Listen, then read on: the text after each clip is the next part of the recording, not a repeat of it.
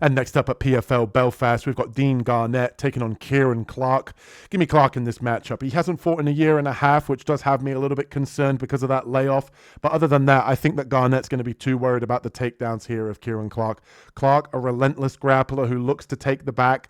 And I think he does a good job of being able to mix in his strikes and his takedowns here. He's not just going to look to grapple and not do any damage. He's going to look to get into the body lock, into the clinches, shoot in for takedowns. But when he does have you in the clinch, he will look to do damage. And when he gets into dominant positions, he's always looking for submissions, arm triangles specifically, and rear naked chokes. And I think that with Dean Garnett, on the feet, he does try to stay very fundamental. He does try to stay technical. But I do think that the worry here is that Clarke is going to shoot in for a takedown, and that's going to be in the back of the mind of Garnett. I think him defending takedowns is going to become his main focus. And I think on the feet, he's not going to be able to stand and trade with Clarke here, the longer, more rangier fighter. Clarke actually did come from a boxing background before he turned into sort of this high-level grappler that we've seen now here at 10-0. Obviously, Garnett was able to pull off the upset in one of his previous fights, winning and taking the undefeated streak. I think it was Kaplowski, 9-0 as well. So maybe Garnett is able to pull off a Hail Mary guillotine here. And I think that's the one weapon that Garnett has at his disposal, training with Next Gen MMA in Liverpool, Paddy Pimblett in the team. He does have decent jiu-jitsu, and I think that Clarke needs to be mindful of that, especially shooting in for sloppy takedowns late in this fight.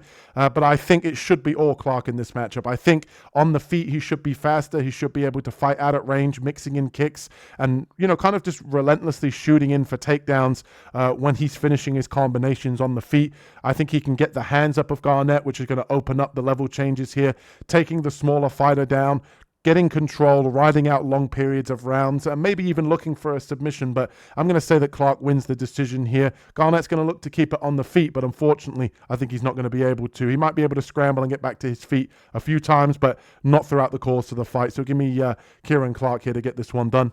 Let's see who Carlos has got in this one. Okay, in this one, I'm going to take Ciaran Clarke to get it done. I feel that Clarke is a bit more composed in the striking, although Garnett is more experienced. I think Clarke can keep his opponents at bay by pawing out that jab hand, feeling out the range. And what he also likes to do is he likes to throw feints every now and again, keep his opponent at distance, drop in for those takedowns as he closes the distance. But I do think that Garnett, there's not a lot of finesse to what he does when it comes to takedowns. He's going to throw some strikes. He's going to charge in, change levels, and shoot for a takedown.